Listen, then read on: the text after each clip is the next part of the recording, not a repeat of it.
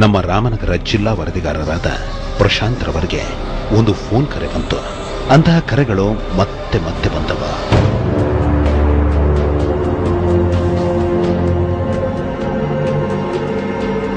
ಅಂತಹ phone ಕರೆಗಳನ್ನ receive ಮಾಡಿದ ವರದಿಗಾರ ಪ್ರಶಾಂತ್ ಚಕಿತಗೊಂಡರು, ಆಶ್ಚರ್ಯಗೊಂಡರು.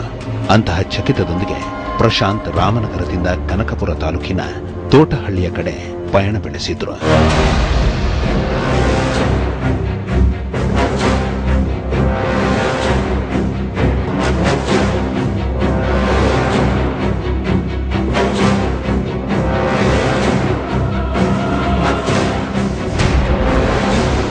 ಅಸಲಿಗೆ ಕನಕಪುರ ತಾಲೂಕಿನ ತೋಟಹಳ್ಳಿಯಲ್ಲಿನ ಆಶ್ಚರ್ಯಕಾರಿ ಸಂಗತಿಯಾದರೂ ಏನು ಎಂಬ ಹಲವು ಪ್ರಶ್ನೆಗಳಿಗೆ ಉತ್ತರ ಈ ಮನೆ.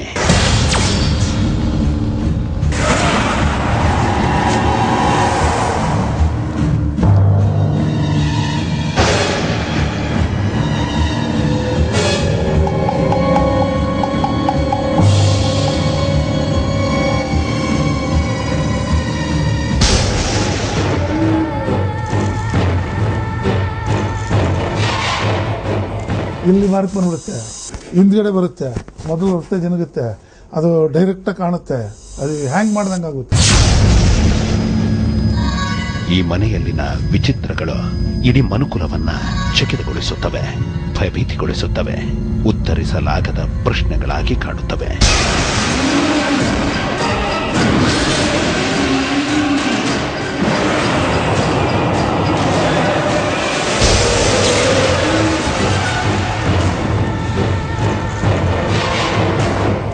ಸರ್, ಇದು ಏನು ಅಂತನೂ ನಮ್ಗೆ ಗೊತ್ತಾಗ್ತಾ ಇಲ್ಲ. ಇಲ್ಲ ಮಾಟ ಮಂತ್ರನ, ದೆವ್ವ ಭೂತದ ಚೇಷ್ಟೆನ?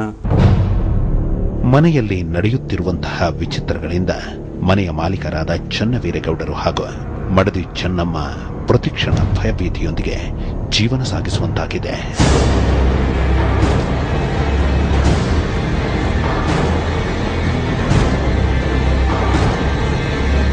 ಅಸಲಿಗೆ ಇವರು ಪ್ರತಿಕ್ಷಣ ಭಯದೊಂದಿಗೆ ಜೀವನ ಸಾಗಿಸುತ್ತಿರುವುದಾದರೂ ಏಕೆ? ಈ ಮನೆಯಲ್ಲಿನ ಭಯಾನಕತೆಯಾದರೂ ಏನು ಎಂಬ ಹಲವು ಪ್ರಶ್ನೆಗಳಿಗೆ ಇಲ್ಲಿ ಉತ್ತರವಿದೆ. ಚನ್ನವೀರೇಗೌಡರು ತಮ್ಮ ಎರಡನೇ ಮಗನಾದ ರಾಜುಗೆ ಶಶಿಕಲಾ ಎಂಬುವರೊಂದಿಗೆ ವಿವಾಹ ಮಾಡಿದ್ರು.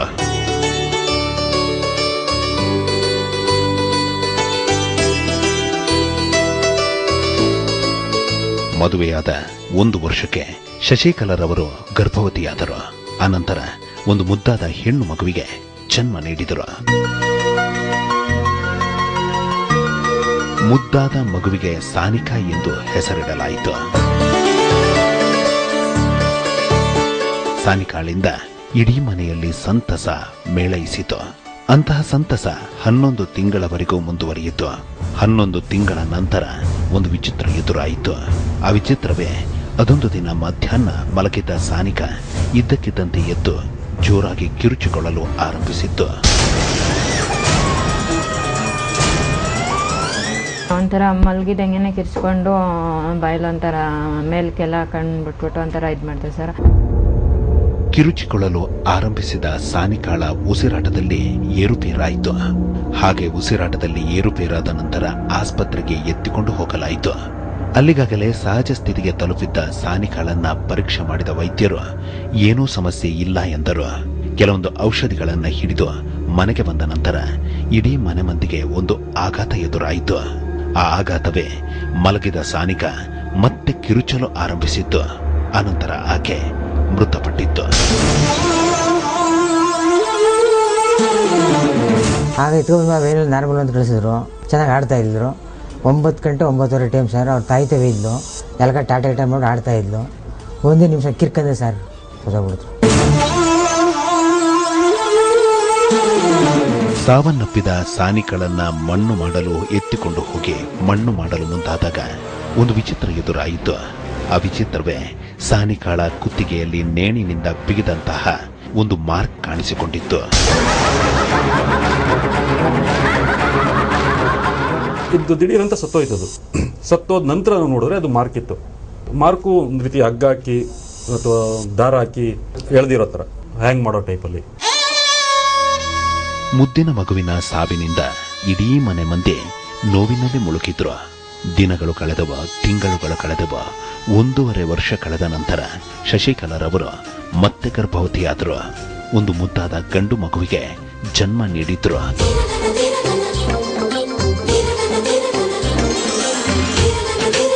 ಮುದ್ದಾದ ಗಂಡು ಮಗುವಿಗೆ ಶ್ರಾವಂತ್ ಅಂತ ಹೆಸರಿಡಲಾಯಿತು. ಮಗುವಿನಿಂದ ಮನೆಯಲ್ಲಿ ಮತ್ತೆ ಸಂತಸ ಮೇಳೈಸಿತು. ಅಂತಹ ಸಂತಸ ಹೆಚ್ಚು ತಿಂಗಳುಗಳ ಕಾಲ ಉಳಿಯಲಿಲ್ಲ. 10 ತಿಂಗಳಾದ ನಂತರ ಶ್ರಾವಂತ್ಗೆ ಉಸಿರಾಟದಲ್ಲಿ ಸಮಸ್ಯೆ ಕಾಣಿಸಿಕೊಂಡಿತು. ಬೆಂಗಳೂರಿನ ದೊಡ್ಡ ಆಸ್ಪತ್ರೆಗಳಲ್ಲಿ ಪರೀಕ್ಷೆ ನಡೆಸಲಾಯಿತು. ಕರ್ನಾಟಕ ಆಸ್ಪತ್ರೆಗೆ ಎತ್ಕೊಬಂದು ಸರ್, ಅಲ್ಲಿ ಏನು ಇಲ್ಲಿಲ್ಲ, ಬೆಂಗಳೂರು ಬರ್ಬಿಟ್ರು ಇಂದಿರಾ ಗಾಂಧಿ ಆಸ್ಪತ್ರೆಗೆ. ಅಲ್ಲಿಗೆ ಎತ್ಕೊಬಂದು ಅಲ್ಲೆಲ್ಲ ಇದು ಮಾಡಿದ್ರು. ಸರ್ ಹೋದ್ರೆ ಮಗ ಚೆನ್ನಾಗಿ ಆಗೋದ್ರ. ಆಸ್ಪತ್ರೆಗಳಲ್ಲಿ ನಾನಾ ರೀತಿಯ ಪರೀಕ್ಷೆಗಳನ್ನು ನಡೆಸುತ್ತಿರುವ ವೇಳೆಗಾಗಲೇ 10 ತಿಂಗಳ ಮಗು ಶ್ರಾವಂತ್ ಆರೋಗ್ಯ ಸಹಜ ಸ್ಥಿತಿಗೆ ತಲುಪಿತು. ಭಾನುವಾರವಾದ ಕಾರಣ ಸೋಮವಾರ ಡಿಸ್ಚಾರ್ಜ್ ಮಾಡಿಸಿಕೊಂಡು ಹೋಗಿ ಎಂದು ವೈದ್ಯರು ಹೇಳಿದ್ರು. ಅಂದು ರಾತ್ರಿ ಬೆಂಗಳೂರಿನ ಪ್ರತಿಷ್ಠಿತ ಆಸ್ಪತ್ರೆಯಲ್ಲಿ ಒಂದು ವಿಚಿತ್ರ ನಡೆಯಿತು. ಆ ವಿಚಿತ್ರವೇ ಬೆಳಗಿನ ಜಾವ ಮಗುವು ಜೋರಾಗಿ ಕಿರುಚಿಕೊಂಡಿತ್ತು. ಕೆಲವೇ ಕ್ಷಣಗಳಲ್ಲಿ ಮೃತಪಟ್ಟಿತ್ತು.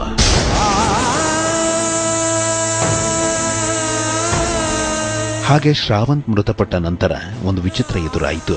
ಆ ವಿಚಿತ್ರವೇ ಆತನ ಕುತ್ತಿಗೆಯಲ್ಲೂ ಸಹ ನೇಣಿನಿಂದ ಬಿಗಿದಂತಹ ಗುರುತು ಇದ್ದದ್ದು.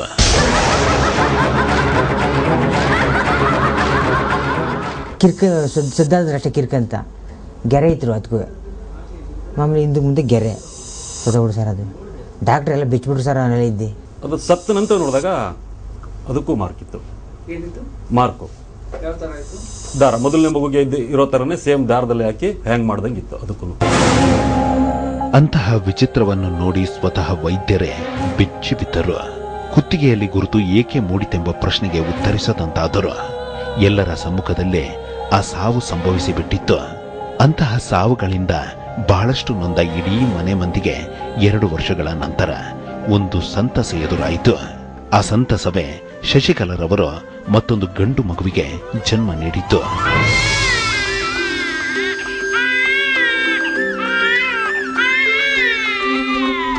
ಮೂರನೇ ಮಗನನ್ನಾದರೂ ಉಳಿಸಿಕೊಳ್ಳಬೇಕೆಂಬ ನಿಟ್ಟಿನಲ್ಲಿ ಮನೆಯಲ್ಲಿ ನಾನಾ ರೀತಿಯ ಪೂಜೆಗಳನ್ನು ಮಾಡಿಸಲಾಯಿತು. ನಾನಾ ರೀತಿಯ ದೋಷ ಪರಿಹಾರಗಳನ್ನ ಮಾಡಲಾಯಿತು. ಅಂತಹ ವಿಚಿತ್ರಗಳು ಇನ್ನು ಮುಂದೆ ನಡೆಯೋದಿಲ್ಲ ಎಂಬ ನಿರ್ಧಾರಕ್ಕೆ ಬಂದ ನಂತರ ಈ ಮನೆಯಲ್ಲಿ ಮತ್ತೊಂದು ವಿಚಿತ್ರ ನಡೆಯಿತು. ಆ ವಿಚಿತ್ರವೇ ಮೂರನೇ ಮಗುವಿನ ಉಸಿರಾಟದಲ್ಲಿ ತೊಂದರೆ ಕಾಣಿಸಿಕೊಂಡಿತ್ತು. ಮಗುವನ್ನ ಬೆಂಗಳೂರಿನ ಪ್ರತಿಷ್ಠಿತ ಆಸ್ಪತ್ರೆಗಳಲ್ಲಿ ತೋರಿಸಲಾಗಿತ್ತು.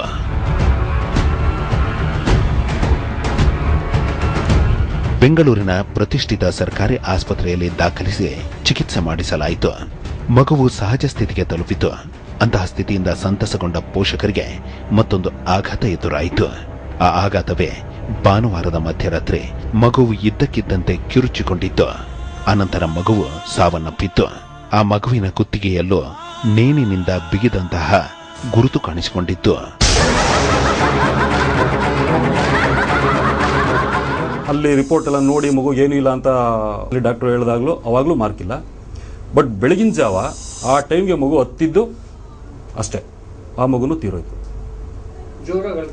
ಜೋರಾಗಿ ಕಿರ್ಚ್ಕೊಂತಷ್ಟೇ, ಕಿರ್ಚ್ಕೊಂತು ತೀರೋಯ್ತು. ಆ ಮಗುಲು ಸೇಮ್ ಮಾರ್ಕ್ ಇತ್ತು. ಮಗು ಇದ್ದಕ್ಕಿದ್ದಂತೆ ಕಿರುಚಿಕೊಳ್ಳುತ್ತೆ. ಅನಂತರ ಕುತ್ತಿಗೆಯಲ್ಲಿ ನೇಣಿನಿಂದ ಬಿಗಿದಂತಹ ಗುರುತು ಕಾಣಿಸಿಕೊಳ್ಳುತ್ತೆ. ಆನಂತರ ಮಗುವು ಸಾವನ್ನಪ್ಪುತ್ತೆ. ಅಂತಹ ವಿಚಿತ್ರದಿಂದ ಈ ಮನೆಯ ರಾಜುರವರ 3 ಮಕ್ಕಳು ಸಾವನ್ನಪ್ಪಿದ್ದಾರೆ. ಇದೀಗ 4ನೇ ಮಗನ ಕುತ್ತಿಗೆಯಲ್ಲೂ ನೇಣಿನಿಂದ ಬಿಗಿದಂತಹ ಗುರುತು ಕಾಣಿಸಿಕೊಂಡಿದೆ.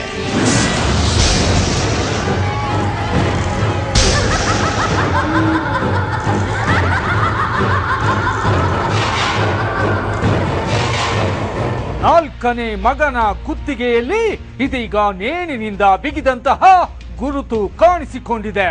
ಒಂದು ಪ್ರತಿಷ್ಠಿತ ಆಸ್ಪತ್ರೆಯಲ್ಲಿ ಪರೀಕ್ಷೆಗೆ ಮುಂದಾದಾಗ ಎದುರಾದಂತಹ ಚಕಿತವಾದ್ರೂ ಏನು ತಿಳಿಯೋಣ ಒಂದು ಸಣ್ಣ ಬ್ರೇಕ್ನ ನಂತರ.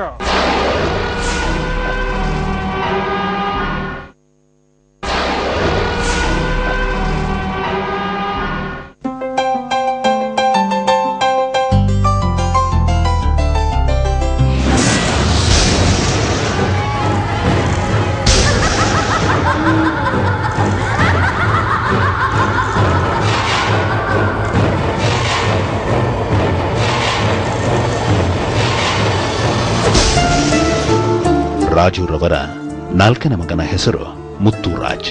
ತನ್ನ ಚಟುವಟಿಕೆಗಳಿಂದ ಎಲ್ಲರ ಪ್ರೀತಿಗೆ ಪಾತ್ರನಾಗಿರೋ ಮುತ್ತುರಾಜನನ್ನ ಯಾವ ವಿಚಿತ್ರ ಸಮಸ್ಯೆಯೂ ಕಾಡಬಾರದೆಂದು, ಕುತ್ತಿಗೆನಲ್ಲಿ ನೇಣಿನಿಂದ ಬಿಗಿದಂತಹ ಗುರುತು ಕಾಣಿಸಿಕೊಳ್ಳಬಾರದೆಂದು ಇಡೀ ಕುಟುಂಬ ನಾನಾ ಗುರುಗಳನ್ನ ಭೇಟಿ ಮಾಡಿದ್ದಾರೆ. ನಾನಾ ರೀತಿಯ ಪೂಜೆಗಳನ್ನು ಮಾಡಿಸಿದ್ದಾರೆ. ಇಡೀ ಮನೆಗೆ ದಿಗ್ಬಂಧನ ಹಾಕಿಸಿದ್ದಾರೆ.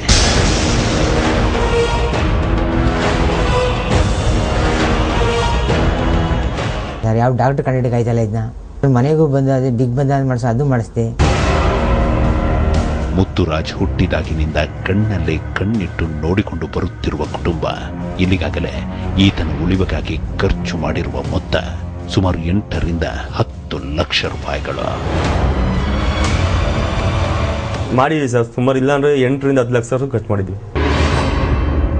ಏನಾದರೂ ಮಾಡಿ ಮಗನನ್ನ ಉಳಿಸಿಕೊಳ್ಳಲೇಬೇಕೆಂಬ ನಿರ್ಧಾರದೊಂದಿಗೆ ಲಕ್ಷಾಂತರ ರೂಪಾಯಿಗಳನ್ನ ಖರ್ಚು ಮಾಡಿ ಅನುಕ್ಷಣವೂ ಆತಂಕದೊಂದಿಗೆ ಜೀವನ ಸಾಗಿಸಿತು ಇಡೀ ಕುಟುಂಬ.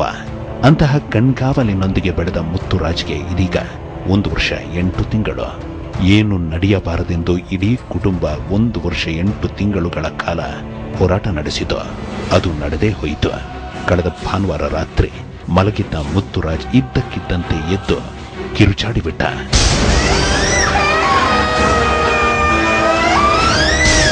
ಕಿರುಚಾಡಿದ ಮಗನನ್ನ ಎತ್ತಿಕೊಂಡು ನೋಡಿದಾಗ ಇಡೀ ಮನೆ ಮಂದಿ ಭಯಭೀತಿಗೊಂಡರು.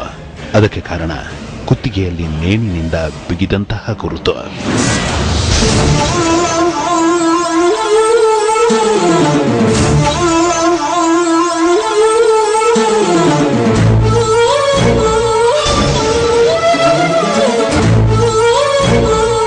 ನಾಲ್ಕು ಮುಗಿ ಸರ್, ಭಾನುವಾರ 9:15 9:15 ಊಟ ಮಾಡ್ತಾಯಿದ್ವಿ ಮನೇಲೆ. ಕಿರ್ಕಂತ್ರು ಮಗ ಕಿರ್ಕೊಂಡು ಓಡಿ ಎತ್ಕೊಬಂದ್ಲು ಮಗನ. ಗೆರೆ ಬಂದ್ಬಿಟ್ಟಿದೆ ಸರ್ ಅವನಿಗೆ. ಗೆರೆ ಈ ನೇರದಲ್ಲಿ ಮತ್ತೆ ಈ ನೇರದಲ್ಲಿ ಗೆರೆ. ಮುತ್ತುರಾಜನ ಕುತ್ತಿಗೆಯಲ್ಲಿ ಈ ರೀತಿಯ ಗುರುತು ಕಾಣಿಸಿಕೊಂಡಾಗಿನಿಂದ ಇಡೀ ಕುಟುಂಬ ಪ್ರತಿಕ್ಷಣ ಆತಂಕದೊಂದಿಗೆ ಜೀವನ ಸಾಗಿಸುತ್ತಿದೆ. ಯಾವ ಪಾಪಕ್ಕಾಗಿ ನಮಗೆ ಇಂತಹ ಶಿಕ್ಷೆ ಎಂದು ನರಳುತ್ತಿದೆ.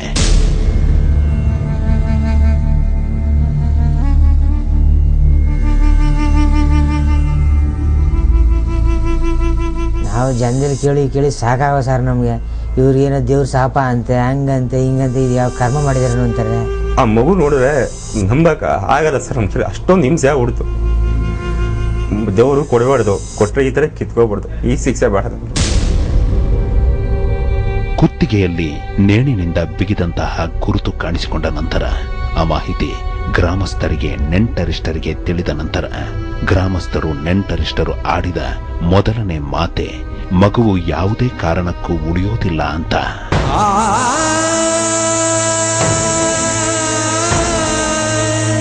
ನಮ್ಗೆ ಫೋನ್ ಮಾಡಿದ ತಕ್ಷಣ ಇಟ್ಕೊಂಡ್ರು 99% ಮಗು ಇರಲ್ತು. ಮಗು ಉಳಿಯೋದಿಲ್ಲ ಎಂಬ ನಿರ್ಧಾರಕ್ಕೆ ಮನೆ ಮಂದಿಯೂ ಬಂದರು. ಆಗಿತು ಆಗಲೇ ನಮ್ಮಿಂದ ಇನ್ನೇನನ್ನು ಮಾಡಲು ಸಾಧ್ಯವಿಲ್ಲವೆಂಬ ಅಸಹಾಯಕತೆಯೊಂದಿಗೆ ಕ್ಷಣಗಳನ್ನ ಕಳೆಯುತ್ತಿದ್ದ ಈ ಕುಟುಂಬಕ್ಕೆ ಓರ್ವರು ಒಂದು ಸಲಹೆ ನೀಡಿದ್ರು.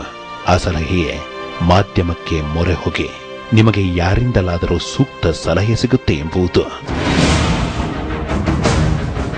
ಅಂತಹ ಸಲಹೆಯನ್ನು ನೀಡುವುದರ ಜೊತೆಗೆ ಕೆಲ ಸಂಬಂಧಿಕರು ರಾಮನಗರ ಜಿಲ್ಲಾ ವರದಿಗಾರರಾದ ಪ್ರಶಾಂತ್ ರವರಿಗೆ ಕರೆ ಮಾಡಿ ವಿಚಿತ್ರ ಸಮಸ್ಯೆಯ ಪರಿಯನ್ನ ವಿವರಿಸಿದ್ರು. ಶೀಘ್ರವೇ ಏನಾದರೂ ಕ್ರಮ ಕೈಗೊಳ್ಳಿರೆಂದು ಮನವಿ ಮಾಡಿದ್ರು.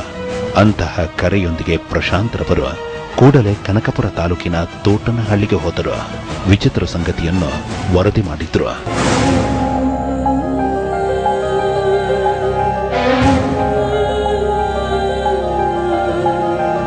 ಬೆಂಗಳೂರಿನ ಕೇಂದ್ರ ಕಚೇರಿಯನ್ನ ತಲುಪಿದ ಆ ಸುದ್ದಿ ಹೀಗೂ ಉಂಟೆ ವಿಭಾಗವನ್ನ ಮುಟ್ಟಿತು. ಆ ವರದಿಯನ್ನ ಆಧರಿಸಿ ಸಾವು ಬದುಕಿನ ನಡುವೆ ಹೋರಾಟ ನಡೆಸುತ್ತಿರುವ ಮಗುವಿನ ಪೋಷಕರನ್ನು ಕೆಲ ಗ್ರಾಮಸ್ಥರನ್ನ ಕೇಂದ್ರ ಕಚೇರಿಗೆ ಬರಮಾಡಿಕೊಂಡೆವು.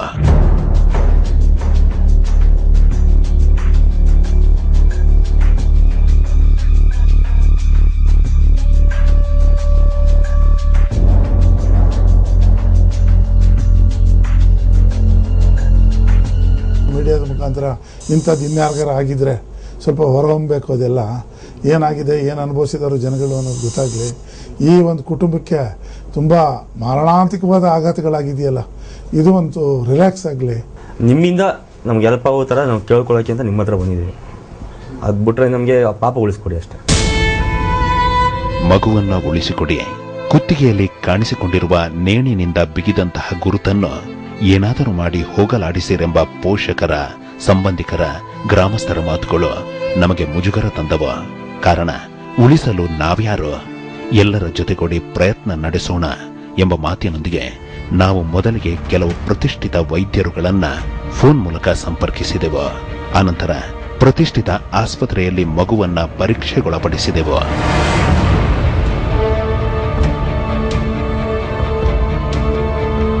ನಾನಾ ರೀತಿಯ ಪರೀಕ್ಷೆಗಳನ್ನ ಮಾಡಿದ ವೈದ್ಯರುಗಳ ಪ್ರಕಾರ ಮಗುವಿಗೆ ಅಂತಹ ಯಾವ ಸಮಸ್ಯೆಯೂ ಇಲ್ಲ. ಮಗುವಿನ ದೈಹಿಕ ಸ್ಥಿತಿ ಸಹಜ ಸ್ಥಿತಿಯಲ್ಲಿದೆ ಎಂಬುದು. ರಕ್ತದಲ್ಲಿನ ಹಿಮೋಗ್ಲೋಬಿನ್ ಅಂಶ ಕಡಿಮೆ ಇದೆ. ಹಣ್ಣು ಹಂಪಲುಗಳನ್ನ ಮಗುವಿಗೆ ನೀಡಿರೆಂಬುದು.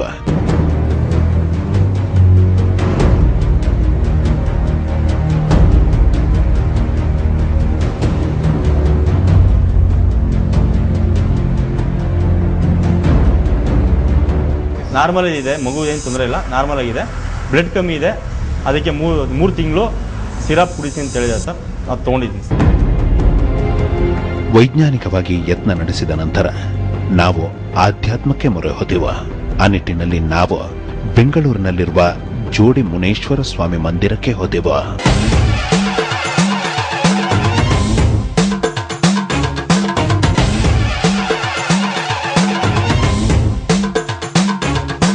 ಬೆಂಗಳೂರಿನ ಜೋಡಿ ಮುನೇಶ್ವರ ಸ್ವಾಮಿ ಮಂದಿರಕ್ಕೆ ಹೋದಾಗ ನಡೆದದ್ದಾದ್ರೂ ಏನು ತಿಳಿಯೋಣ ಒಂದು ಸಣ್ಣ ಬ್ರೇಕ್ ನಂತರ.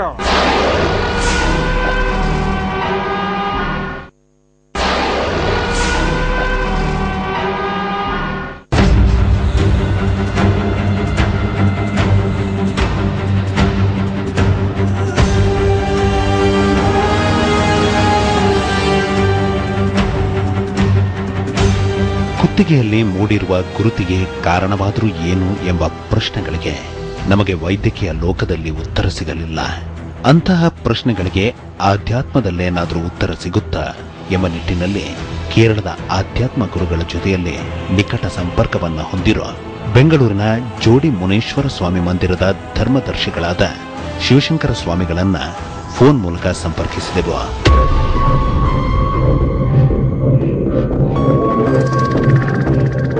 ಫೋನಿನ ಮೂಲಕ ನಾವು ವಿಚಿತ್ರ ರೀತಿಯ ಸಾವಿನ ಸರಣಿಯ ಬಗ್ಗೆ ವಿವರಿಸಿದೆವು. ಕುತ್ತಿಗೆಯಲ್ಲಿ ಮೂಡುವ ಗುರುತಿನ ಬಗ್ಗೆ ಹೇಳಿದೆವು. ಆನಂತರ ಮಗುವಿನ ಹುಟ್ಟಿದ ದಿನಾಂಕವನ್ನು ಕೊಟ್ಟೆವು.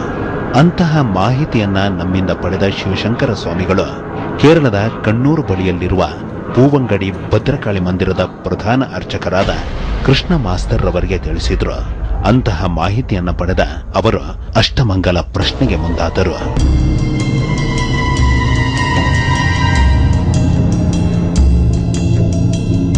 ಅಷ್ಟಮಂಗಲ ಪ್ರಶ್ನೆಗಳಿಂದ ಕೆಲವೊಂದು ರಹಸ್ಯಗಳು ಬಯಲಾದವು, ಕೆಲವು ವಿಚಿತ್ರಗಳು ಬಯಲಾದವು. ಸಮಸ್ಯೆಗೆ ಕಾರಣವೇನೆಂಬುದು ತಿಳಿಸಿಕೊಟ್ಟರು. ಸಮಸ್ಯೆಯ ನಿವಾರಣೆಗೆ ಯಾವ ತಂತ್ರವನ್ನ ಬಳಸಬೇಕು, ಯಾವ ಹೋಮವನ್ನ ಮಾಡಬೇಕೆಂದು ತಿಳಿಸಿದ್ರು. ಅಂತಹ ಸಂಗತಿಗಳನ್ನ ನಮಗೆ ತಿಳಿಸಿದ ಶಿವಶಂಕರ ಸ್ವಾಮಿಗಳು ಬಾಲಕನ ನೆರವಿಗೆ ಮುಂದಾದರು.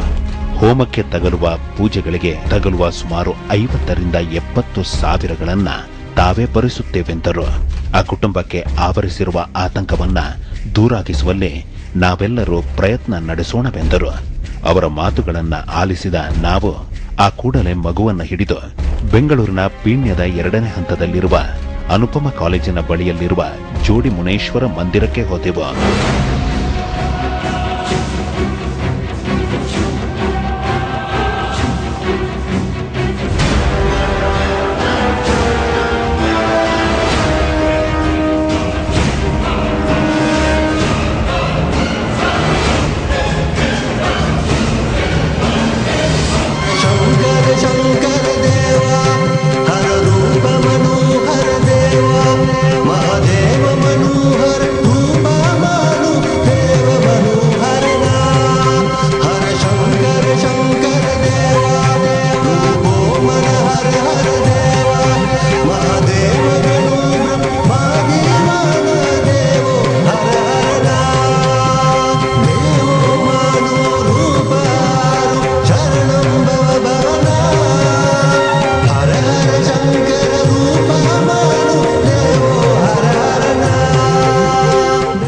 ಶಕ್ತಿಯೊಂದಿಗೆ ಅಚ್ಚರಿಗಳನ್ನ ಜಗತ್ತಿಗೆ ಎದುರಾಗಿಸುತ್ತಿರೋ ಜೋಡಿ ಮುನೇಶ್ವರ ಸ್ವಾಮಿಯ ಬಳಿ ಸಂಕಲ್ಪವನ್ನ ಮಾಡಿದ ನಂತರ ಆಗಮಿಕರಾದ ಅಶೋಕ್ ಶರ್ಮರಿಂದ ನಾಗನ ಆರಾಧನೆ ನಡೆಯಿತು.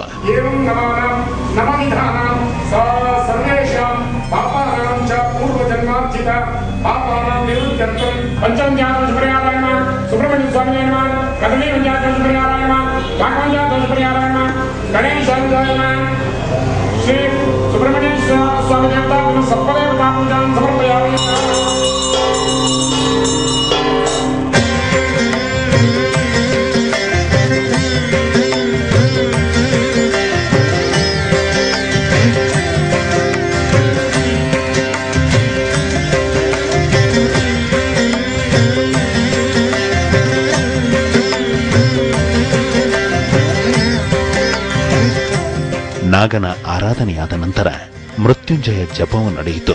ನಾನಾ ರೀತಿಯ ಪೂಜೆಗಳಾದವು. ತದನಂತರ ನಾನಾ ಹೋಮಗಳನ್ನ ಮಾಡಲಾಯಿತು.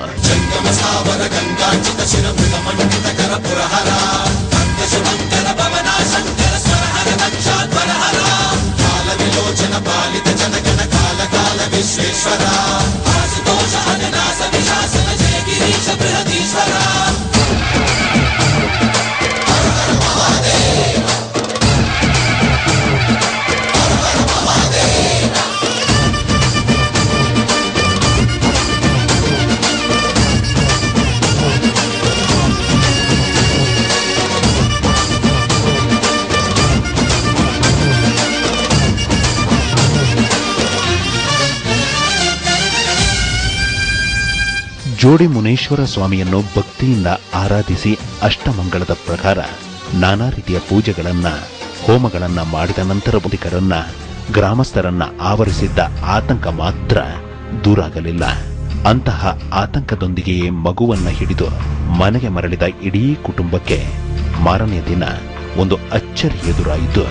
ಆ ಅಚ್ಚರಿಯೇ ಕುತ್ತಿಗೆಯಲ್ಲಿ ಕಾಣಿಸಿಕೊಂಡಿದ್ದ ನೇಣಿನಿಂದ ಬಿಗಿದಂತಹ ಗುರುತು ಮಾಯವಾಗಿ ಬಿಟ್ಟಿತ್ತು.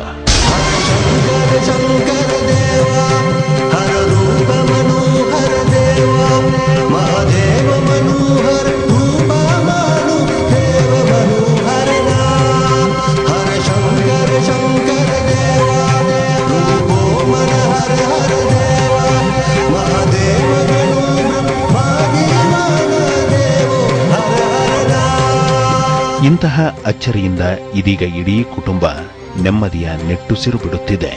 ನೆರವಿಗೆ ನಿಂತ ಎಲ್ಲರಿಗೂ ಕೃತಜ್ಞತೆಯನ್ನ ಸಲ್ಲಿಸುತ್ತಿದೆ. ತಮ್ಮ ಮಗನಿಗೆ ಅಂತಹ ವಿಚಿತ್ರ ಸಾವು ಬಾರದೇ ಇರಲಿ ಎಂದು ಜೋಡಿ ಮುನೀಶ್ವರ ಸ್ವಾಮಿಯನ್ನ ಬೇಡಿಕೊಳ್ಳುತ್ತಿದೆ.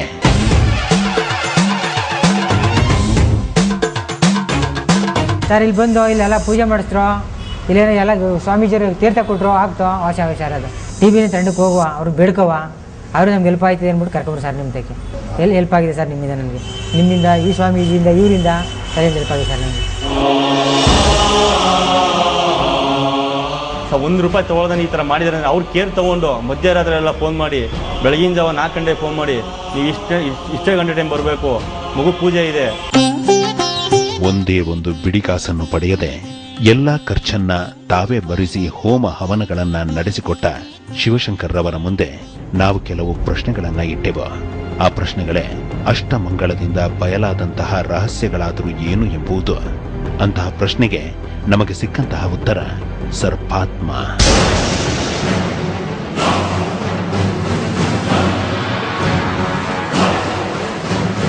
ದೈವಿ ಶಕ್ತಿಯನ್ನ ಹೊಂದಿರೋ ಒಂದು ನಾಗಸರ್ಪವನ್ನ ಹೊಡೆದು ಹಾಕಿರುವುದೇ, ಆ ಹಾವಿನ ಮರಿಗಳನ್ನ ಹೊಡೆದು ಹಾಕಿರುವುದೇ ವಿಚಿತ್ರ ಸಾವುಗಳಿಗೆ ಕಾರಣ ಎಂಬುದು, ಆ ನಾಗಾತ್ಮದಿಂದಲೇ ಅಂತಹ ವಿಚಿತ್ರಗಳು ನಡೆಯುತ್ತಿವೆ ಎಂಬುದು.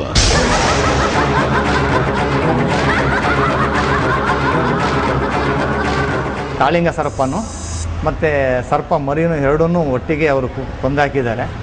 ಆ ಕೊಂದಾಕಿರೋದ್ರಿಂದ ಅದು ಸಾಯೋ ಟೈಮಲ್ಲಿ, ಅದು ಜೀವ ಬಿಡೋ ಟೈಮಲ್ಲಿ ಆ ಜಾಗದಲ್ಲಿ ನೆಲನ ಕಚ್ಕೊಂಡು ಅದು 3 ಸರಿ ನೆಲಕ್ಕೆ ಬಡಿದು ಪ್ರಾಣ ಬಿಟ್ಟಿದೆ. ಅಲ್ಲಿ ನೆಲನ ಭೂಮಿಗೆ ಕಚ್ಕೊಂಡು ಬಿಟ್ಟು ಶಾಪ ಹಾಕಿದೆ, ನಿಮ್ಮ ಮನೆಯಲ್ಲಿ ಯಾರಿಗೂ ಉಳಿಸೋದಿಲ್ಲ ಅಂಥೇಳಿ ಅಷ್ಟಮಂಗಲಲ್ಲಿ ಬಂದಿದೆ. ಒಂದು ಸರ್ಪವನ್ನ ಹೊಡೆದು ಹಾಕಿರುವುದು ನಿಜವೇ ಎಂಬ ನಮ್ಮ ಪ್ರಶ್ನೆಗಳಿಗೆ ರಾಜುರವರಿಂದ ಸಿಕ್ಕಂತಹ ಉತ್ತರ ಎಲ್ಲರನ್ನ ಚಕಿತಗೊಳಿಸಿತು. ಆ ಉತ್ತರವೇ ತಮ್ಮ ತಂದೆಯವರು ಒಂದು ದೊಡ್ಡದಾದ ನಾಗಸರ್ಪವನ್ನ ಹೊಲದಲ್ಲಿ ಹೊಡೆದು ಹಾಕಿದರೆಂಬುದು. ಆ ಹಾವಿನ ಸಾವಿನೊಂದಿಗೆ ಹುಲ್ಲಿನ ಕೆಳಗಡೆ ಇದ್ದ ಮರಿಗಳೂ ಸಾವನ್ನಪ್ಪಿದವು ಎಂಬುದು. ಆನಂತರ ತಮ್ಮ ಹಿರಿಯ ಸಹೋದರ ಹೊಲದಲ್ಲಿ ವಿಚಿತ್ರ ರೀತಿಯಲ್ಲಿ ಸಾವನ್ನಪ್ಪಿದರು ಎಂಬುದು. ಅನಂತರ ತಮಗೆ ಹುಟ್ಟಿದ ಮಕ್ಕಳು ಸಾಯಲು ಆರಂಭಿಸಿದವು ಎಂಬುದು.